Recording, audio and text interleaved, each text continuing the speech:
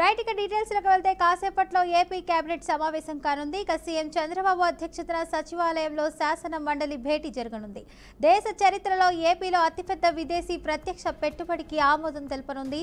87,520 కోట్లతో విశాఖలో Raiden Infotech data center ఏర్పాటుకు ఆమోదించే ఛాన్స్ ఉంది.